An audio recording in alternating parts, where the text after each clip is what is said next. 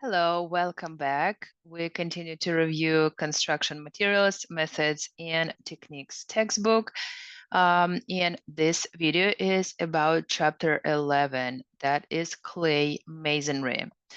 We'll take a look at how clay bricks are made, then identify various clay masonry products, and explain how they are typically used.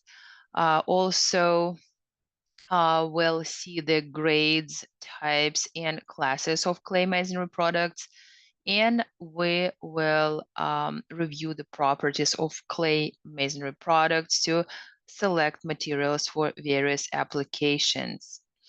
Again, so brick and other forms of clay masonry are ancient building materials. More than 6,000 years ago, sun-baked clay bricks were used in the construction of palaces and fortifications, and we have this material today as well. So there are different types of clays, and that is surface clay, then shales, that is the clays that have been subjected to high pressures, causing them to be relatively hard, as well as fire clays, and they are found at deeper levels and have more uniform physical and chemical properties. Let's talk a little bit about the manufacturings of clay bricks.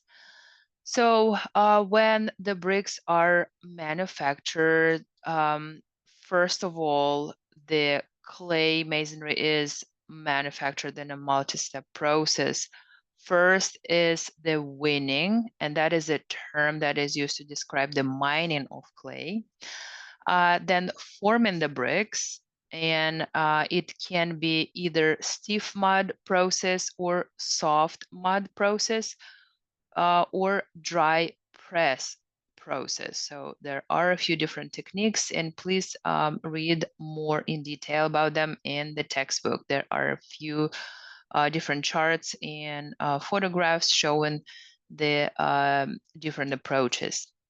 Then there are a few other iterations that need to happen, such as drying, glazing, burning, and cooling. And burning happens in the kilns.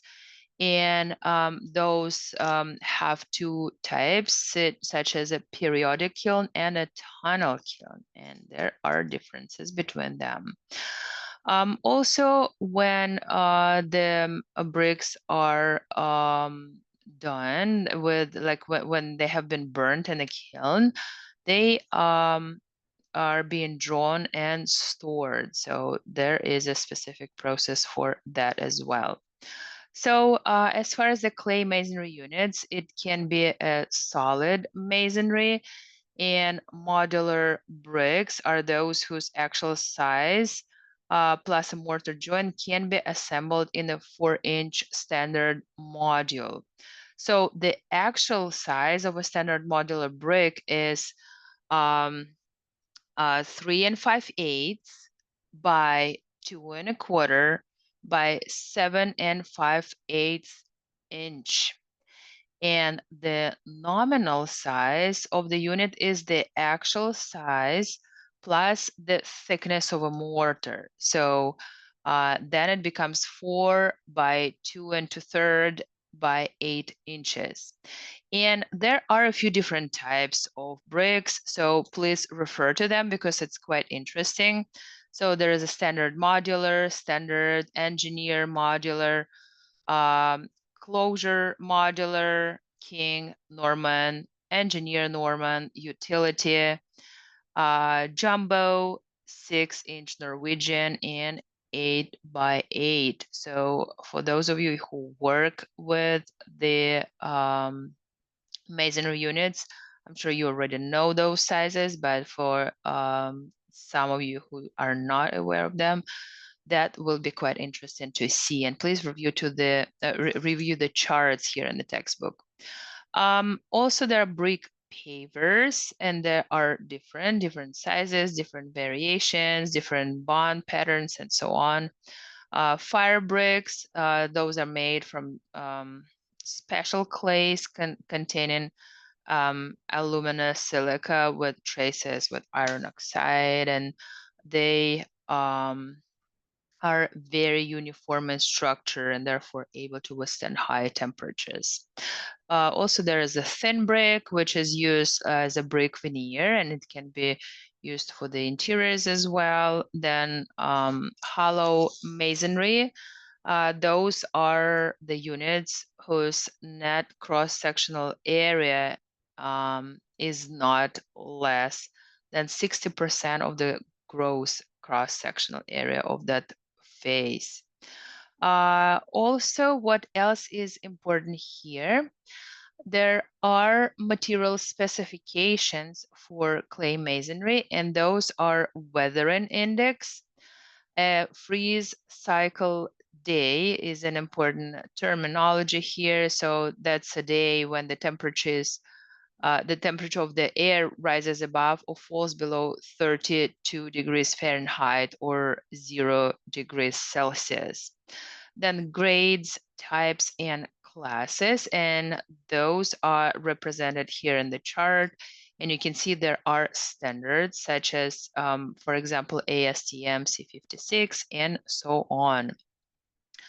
Also, when we talk about properties of clay brick and tile, again, it's similar to the mortar, but that is compressive strength, durability, absorption, color, texture, and also what else is important here for our brick is the fire resistance and heat transmission. So those are a few important things that we need to be aware of when we select the product for our project. Also, there are other fired clay products, and those are architectural terracotta and ceramic veneer and other modern products. And some of them pass the test and the certification. Some of them are completely new products, like experimental pilot products. So that was it for our chapter 11. Thank you so much for watching. I will see you in chapter 12, and we will talk about concrete masonry. Thank you.